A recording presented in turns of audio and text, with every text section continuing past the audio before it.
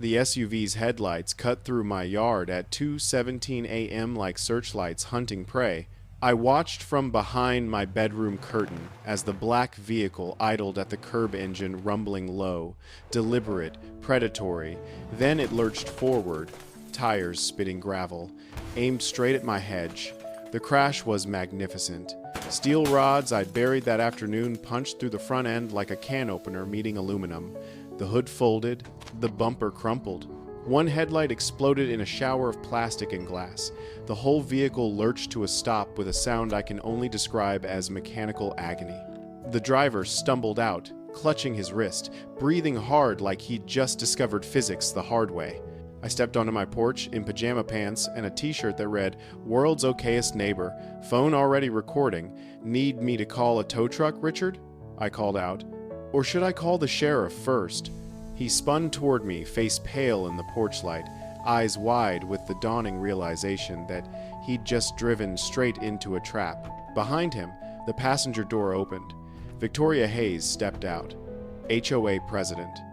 Woman who'd been making my life hell for 6 months.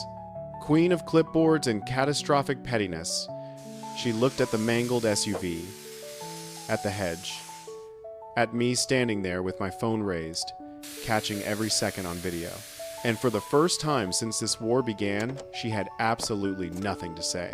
My name is Connor Hayes, 48 years old, mechanical engineer, divorced father of 2. I've lived in this house for 16 years. Raised my kids here, buried a dog in the backyard, survived 3 HOA presidents before Victoria. But Victoria, she was different. Victoria Hayes wasn't just an HOA president.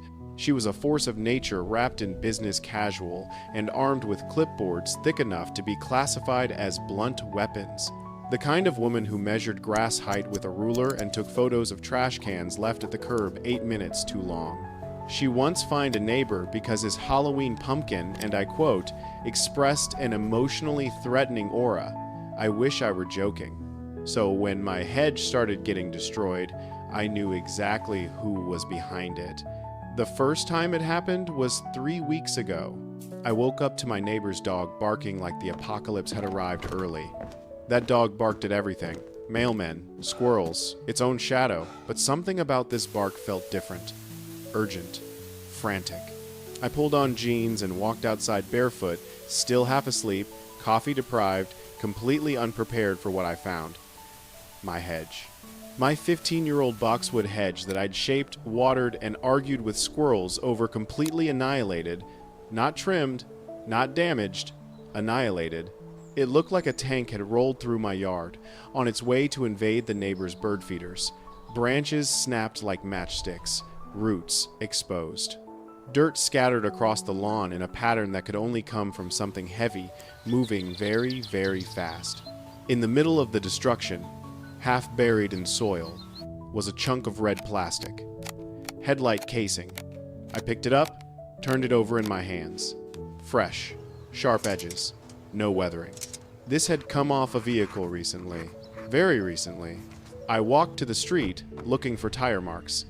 Found them leading from the road, across my lawn, straight through where the hedge used to be, then back out to the street. Someone had driven onto my property, deliberately, at speed, with enough force to obliterate 15 years of landscaping in approximately 3 seconds. I took photos, documented everything, measured the tire width, noted the direction of travel, called the sheriff's office. Deputies showed up an hour later.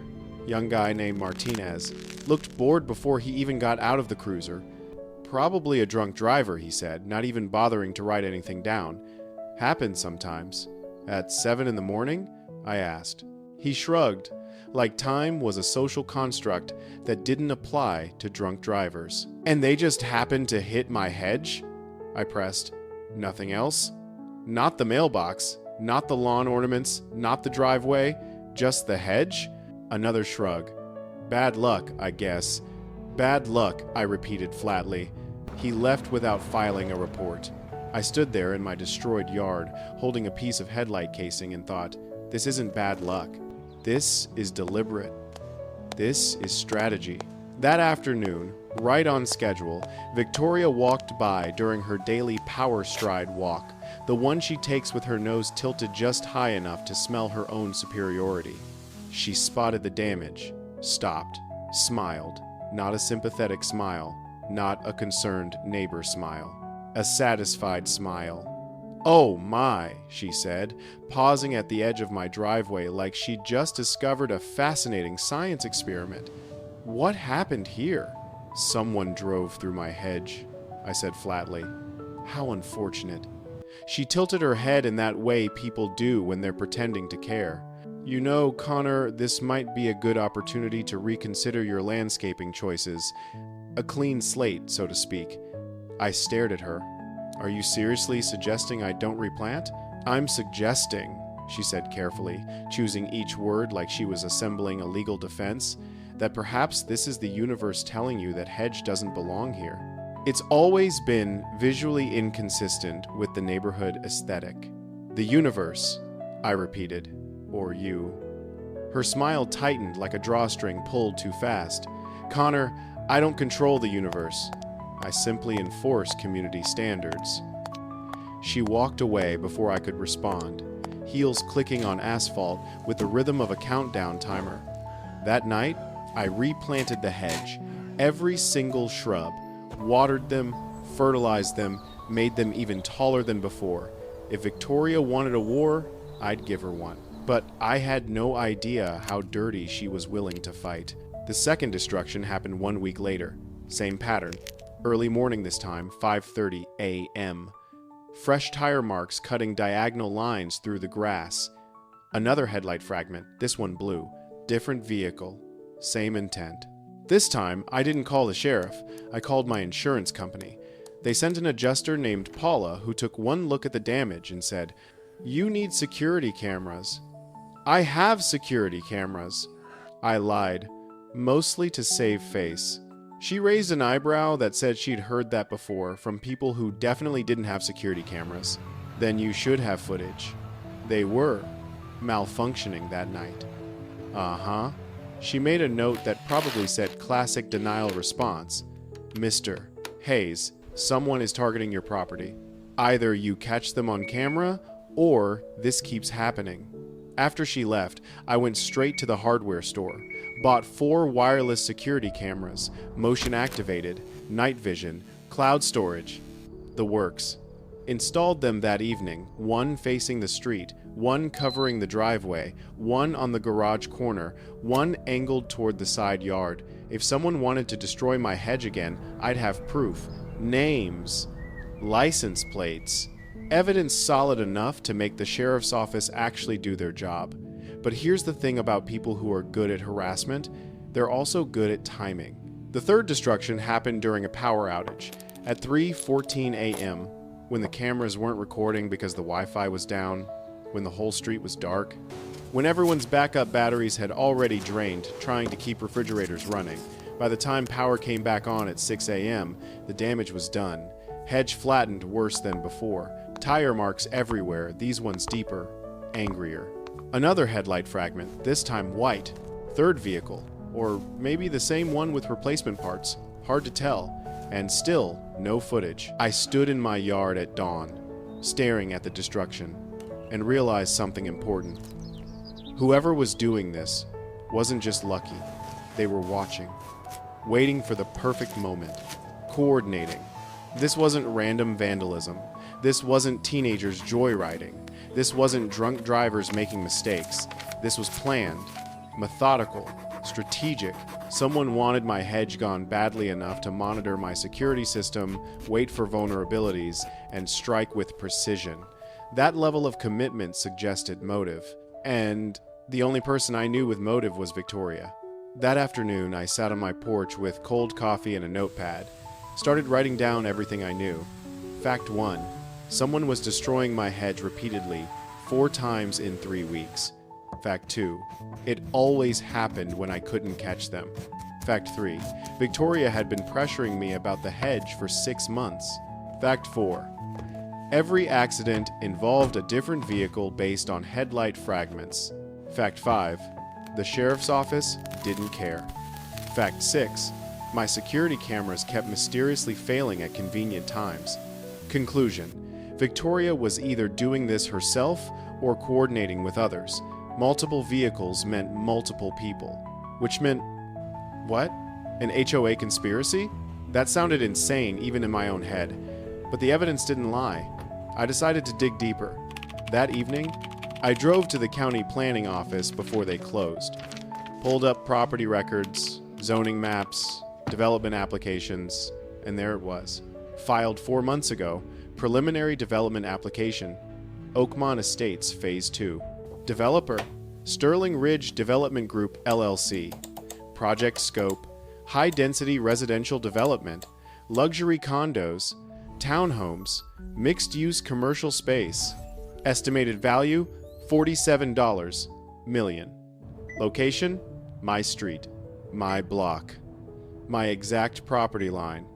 The application included a site map, color-coded zones showing existing structures in gray and proposed development areas in green.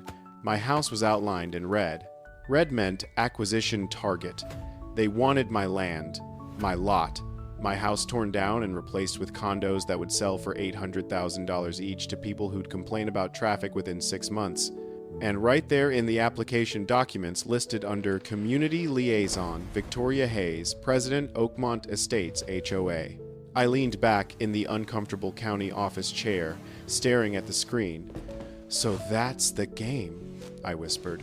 They couldn't legally force me to sell, but they could make my life miserable enough that I'd want to leave, destroy my hedge repeatedly, find me into oblivion, harass me with violations, make living here so unbearable that selling would feel like relief instead of surrender. Classic pressure campaign. Corporate intimidation dressed up as community standards, except they'd picked the wrong guy to intimidate. I printed every document, every page, every site map, every email between Sterling Ridge and the HOA board. Then, I drove home and started planning. Not a legal defense, not a complaint, a trap. The next day, I went to the hardware store with a list. 4 steel fence posts, 2 diameter, 24 length. 2 bags quick-set concrete, 50 pounds each. Landscaping stones, 100 pounds. Heavy-duty work gloves, post hole digger. The cashier, older woman named Diane, who'd worked there longer than I'd been alive, gave me a look. "Big project?" she asked. "You could say that. Those are some serious posts. Building a fence?" "Something like that." She rang up the purchase without further comment, but I caught her smiling slightly like she knew exactly what I was planning and approved. I loaded everything into my truck and drove home feeling lighter than I had in weeks, because I wasn't just defending my hedge anymore, I was setting a trap. And whoever drove into my yard next was going to regret every decision that led them to that moment. That afternoon, while Victoria was off doing whatever HOA presidents do when they're not ruining lives, probably polishing her clipboard, I got to work. I pulled aside what remained of my hedge. It wasn't much, basically green confetti scattered across bare dirt. But it was enough to conceal what I needed to hide. I dug 4 deep holes where the hedge line used to be, 2 feet down, wide enough for the steel posts, plus concrete reinforcement. Then I positioned the posts at 45-degree angles, tips pointing upward like tank traps, exactly where a speeding vehicle's front end would hit first. I poured concrete around the base of each post, packed it tight, added landscaping stones for extra stability. By the time I was done, I had essentially built a vehicular bear trap disguised as landscaping. I covered everything with dirt, bark, mulch, and what remained of the hedge. It looked messy, defeated, exactly how Victoria wanted it to look, perfect camouflage. I stood back, admiring my work like Michelangelo staring at the Sistine Chapel. Beautiful, deadly, perfectly legal on my own property. If someone wanted to keep ramming vehicles into my hedge, they were about to learn a very expensive lesson about Newton's third law. That night, I didn't do my usual stakeout routine, didn't sit by the window watching the street, didn't hover over my security cameras. I went to bed, set my phone to record audio, and waited. At 2:17 a.m., I heard it. Engine rumbling. Low and heavy, getting closer. then tires on gravel, the sound of a vehicle leaving the road, then acceleration, sudden, aggressive. Then the most beautiful sound I'd ever heard, crunch, metal tearing, glass shattering, engine screaming, in mechanical distress. A sound so catastrophically perfect, I actually smiled in the dark. I bolted upright, grabbed my phone, ran to the window, and there it was. A black Chevy Tahoe front end crumpled like aluminum foil in an angry fist embedded in the ground where my Hedge used to be.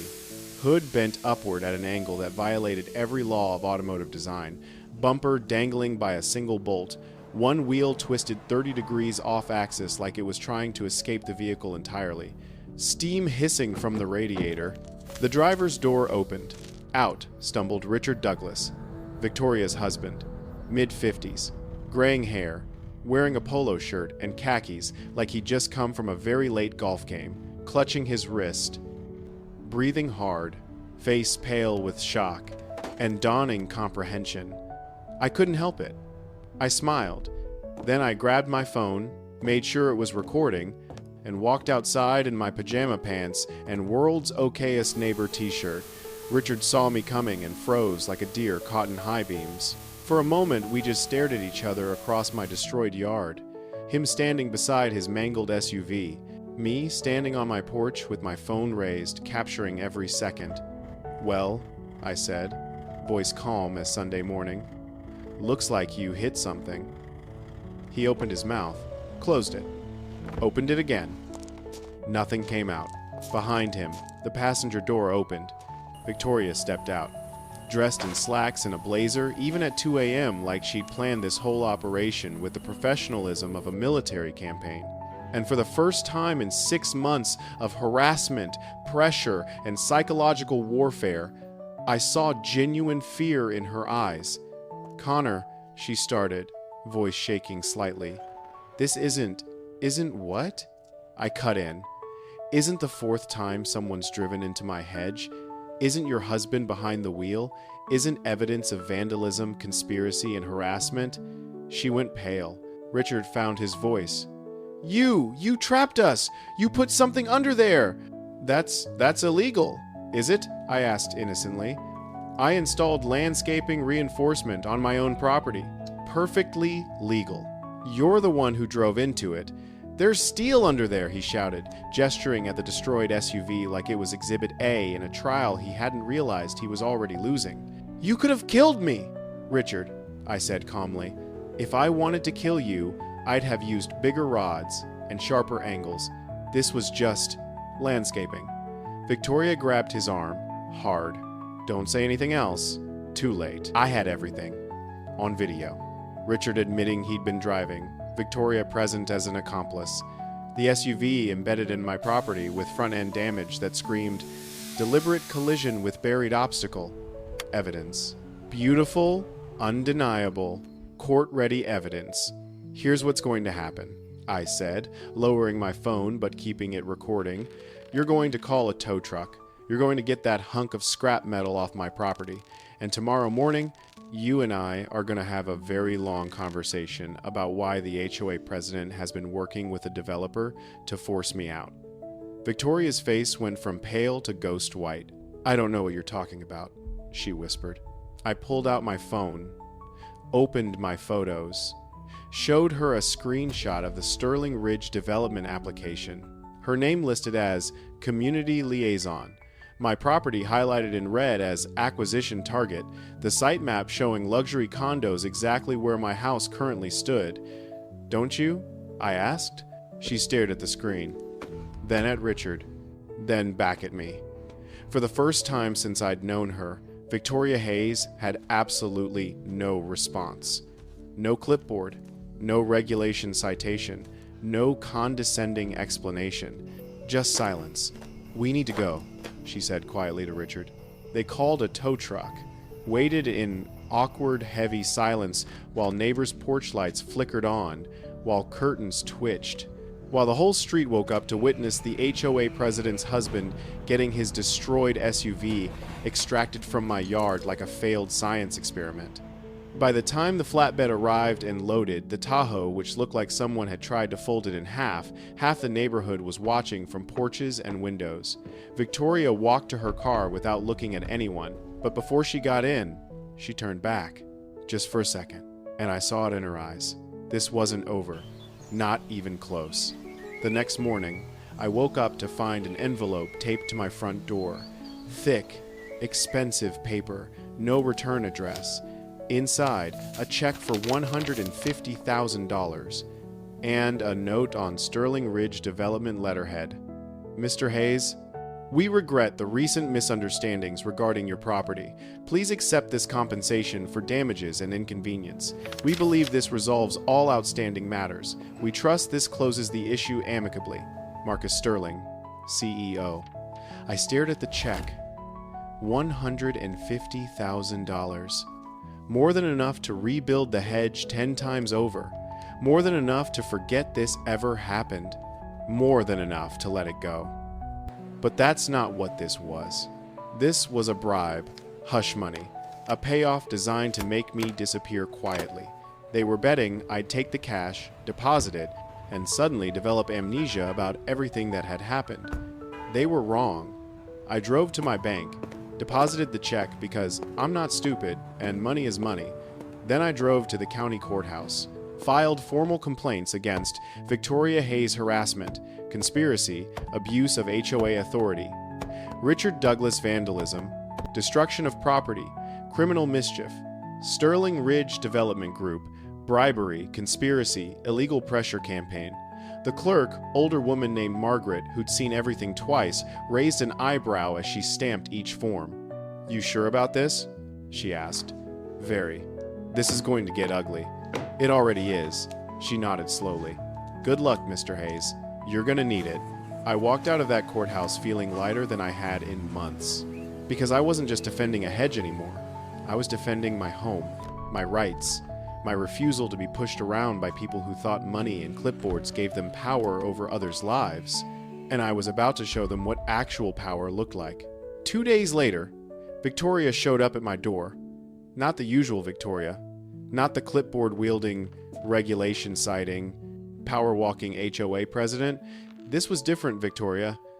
Desperate Victoria. She stood on my porch, wearing jeans and a wrinkled blouse. No blazer, no heels, no armor. Hair slightly disheveled. Makeup not quite perfect. Dark circles under her eyes, suggesting she hadn't slept much. "Connor," she said, "we need to talk." "About what? How you've been coordinating with Sterling Ridge to harass me into selling? How your husband's been destroying my property 4 times? How you've been filing fake violations and abusing your position?" She flinched with each accusation like I was physically hitting her. "It's not that simple." "Then explain it." She glanced around nervously like she was afraid someone might be watching, then stepped closer. "Can we talk inside?" I almost said no. Almost told her to get off my property and never come back. But curiosity won. I let her in. We sat at my kitchen table. She folded her hands, took a slow breath, and started talking. "Sterling Ridge approached me 6 months ago," she began. Voice quiet, controlled. "Said they wanted to develop this block, turn it into luxury residential, said they'd handle everything, buyouts, permits, construction. All I had to do was facilitate cooperation." "Facilitate," I repeated, "by destroying my hedge." "I didn't know Richard was going to do that," she said quickly. "Too quickly, I swear. I told Sterling Ridge you were refusing to sell. They said to apply pressure, make things difficult. I thought they meant fines, violations, paperwork. You didn't think your husband would drive into my yard 4 times?" She looked down at her hands. "No. And the development application? Your name as community liaison? The $50,000 consultant fee Sterling paid you?" Her head snapped up. "How did you public records, Victoria? Everything's public if you know where to look." She deflated, shoulders slumping like someone had let the air out. "They offered me money," she whispered. "A lot of money. More than I make in 2 years as HOA president. They said it was standard. Compensation for community coordination." I thought it was legitimate. It's called a bribe. I know that now. I leaned forward. Here's what I think happened. Sterling Ridge offered you money. You got greedy. You agreed to help them pressure residents into selling. Started small, fake violations, harassment through official channels, but I refused to budge. So, you escalated. Had Richard destroy my property repeatedly. Tried to make me so miserable I'd take any buyout offer just to escape. She didn't deny it. Couldn't deny it. The truth was written all over her face. Connor, she said quietly, if this goes public, I lose everything. The HOA, my reputation, my marriage, Richard could face criminal charges. I'll be ruined. Good. Her face crumpled, tears welling up. Please. I made a mistake. A terrible mistake. I'll fix it. I'll resign. I'll make Sterling Ridge back off. Just drop the complaints, please. I stared at her. This woman had made my life hell for 6 months, fined me repeatedly, harassed me constantly, destroyed my property 4 times, all for money, all because a developer waved cash in her face and she couldn't resist. And now she wanted mercy. No, I said. Connor, get out. She stood slowly, tears running down her face now. You're making a mistake. No, Victoria. You made the mistake. I'm just making sure you pay for it. She walked to the door, stopped, turned back one last time. They won't stop, she whispered. Sterling Ridge. They don't give up. They have lawyers, resources. They'll come after you harder than I ever could. Let them try. She left, and I sat at my kitchen table, hands shaking slightly, realizing I'd just crossed a line I couldn't uncross. This was war now. Real war.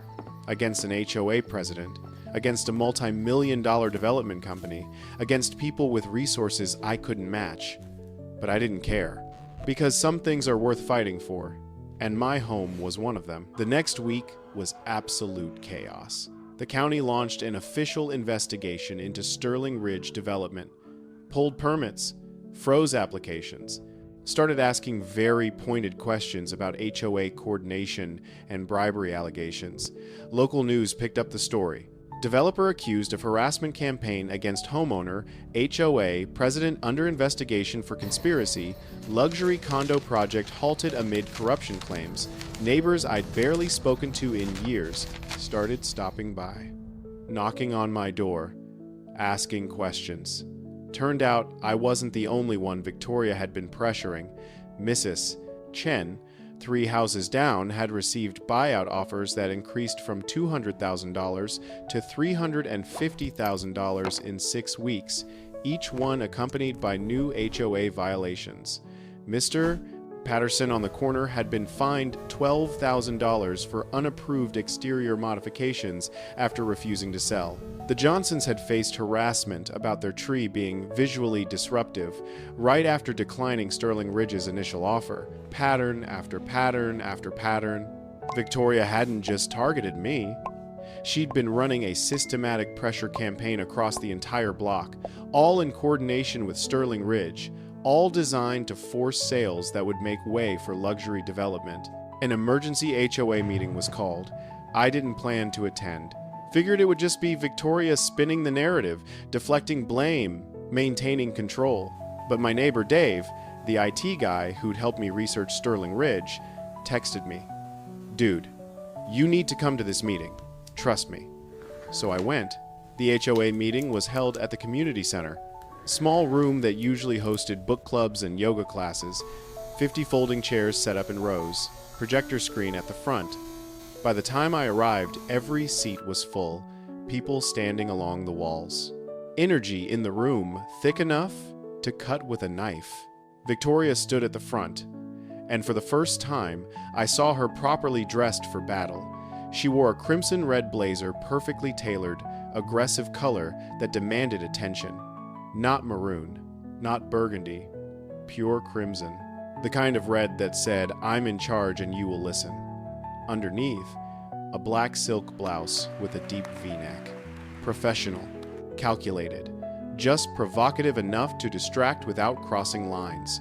A crimson pencil skirt matched the blazer exactly, fitted, a subtle slit at the knee, coordinated down to the thread. Glossy red heels that clicked against the linoleum floor like countdown timers. Auburn hair fell in perfect waves to her shoulders, every strand in place. Professional styling that probably cost more than my grocery bill. Glossy red lips curved into her trademark smile. Same shade as the heels, as the blazer. A complete crimson ensemble designed to project power, control, authority. She looked like a general preparing for her final battle, except she didn't realize she'd already lost. "Thank you all for coming," she began, voice steady. "Practiced. I know there have been concerns about recent events. I want to address them directly and transparently." Someone in the back shouted, "You mean the bribery?" Victoria's smile didn't falter. "There has been no bribery. Sterling Ridge Development made a legitimate offer to compensate the HOA for community coordination services. This is standard practice in... Standard practice, Mrs.?" Chen stood up. "You fined me $8,000 after I refused to sell my house. That's not coordination. That's extortion." Murmurs spread through the room. Victoria raised her hands. "Those fines were legitimate violations of bullshit, mister?" Patterson was on his feet now, too.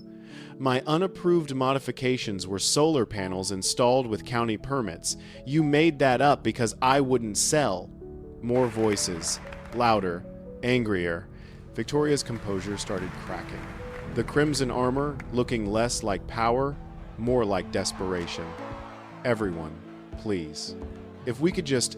How much did Sterling Ridge pay you?" someone yelled. Victoria went pale. That's confidential." $50,000, I called out from the back. Every head turned toward me. "Public record," I continued, walking forward through the crowd. "Filed with the county. Sterling Ridge Development paid Victoria Hayes $50,000 as a community liaison consultant, filed 3 months ago, right around the time my hedge started getting destroyed." Victoria's face went from pale to red. Not embarrassment red, fury red. "Connor, you have no right to... I have every right. It's public information. Just like the development application showing my property as an acquisition target. Just like the email chains between you and Marcus Sterling discussing pressure tactics for non-compliant homeowners. Silence." Everyone staring at Victoria. That crimson blazer, the armor she'd worn to project strength, suddenly looked like a costume, like she was playing dress-up in authority she no longer had. "This meeting is over," she said quietly. "No," said a voice from the side. Board member, older man named George, who'd been on the HOA longer than Victoria. "This meeting is just getting started. Victoria, I'm calling for an emergency vote. Motion to remove you as president, effective immediately." "You can't." "Second," said another board member. "All in favor?" Every hand in the room went up. Every single one. Victoria stood there in her crimson armor, surrounded by raised hands, and I watched her face collapse. Not angry anymore. Not defiant. Defeated. "Meeting adjourned," George said. "Victoria, please surrender all HOA materials. Your access is revoked." She didn't argue. Didn't fight. Didn't make a scene. Just gathered her papers with shaking hands, walked out of that community center in her glossy red heels, and disappeared into the parking lot. That crimson blazer meant to project power, now just a reminder of how far she'd fallen. 3 days later, the real story broke. Local investigative reporter had been digging into Sterling Ridge Development, found evidence of bribes to city council members, illegal permit manipulation, systematic harassment campaigns across multiple neighborhoods. Victoria wasn't the first HOA president they'd corrupted. She was just the most recent. By noon, every news station in the region was running the story. Developer faces federal charges. Multi-million-dollar corruption scheme. Exposed. By evening, Marcus Sterling, CEO of Sterling Ridge Development, was in federal custody. Charges: bribery, fraud, conspiracy, racketeering. And, standing right beside him in the investigation, Victoria Hayes. Turns out that $50,000 consultant fee was just the beginning. She'd received multiple payments. helped falsify permit applications, coordinated harassment across 3 different neighborhoods. She wasn't just an accomplice, she was a co-conspirator. 2 weeks later, I got a letter. Not from Victoria, from her lawyer. Mrs. Hayes wishes to convey her sincerest apologies for actions taken during her tenure as HOA president. She accepts full responsibility and has entered a plea agreement with federal prosecutors. She hopes you can find it in yourself to accept her remorse. I read it twice, then I filed it away without responding. Because apologies don't undo 6 months of harassment. Don't rebuild destroyed property. Don't erase the stress of fighting a system designed to crush individuals. But they're a start. 6 months later, I was outside planting new hedges. Not because I had to, because I wanted to. The new boxwoods were taller, healthier, stronger than before. I watered them carefully, fertilized them properly, gave them the attention they deserved. My neighbor, Miss Henderson, older woman who'd lived on this street longer than anyone, walked over with her cane. "Looking good, Connor." "Thanks. You know," she said, leaning on the fence, "I've lived here 43 years. Seen a lot of HOA presidents come and go, but I've never seen anyone stand up to them the way you did." I smiled. "Someone had to." She nodded. "Glad it was you." That evening, I sat on my porch with a beer, watching the sun set over my hedge. Tall, green, thriving, unmolested by SUVs or corrupt developers. And I thought about everything that had happened. The harassment, the destruction, the investigation, the trial, Victoria pleading guilty to conspiracy and accepting a 2-year sentence, Marcus Sterling facing 20 years in federal prison. The HOA dissolved and reformed under new leadership that actually cared about the community instead of kickbacks. Sterling Ridge Development bankrupt and liquidated. My property value increasing because luxury condos were no longer threatening the neighborhood character. This wasn't just about a hedge. This was about refusing to be pushed around, about standing your ground when the system fails you, about fighting back when everyone tells you to give up. And you know what? It felt damn good.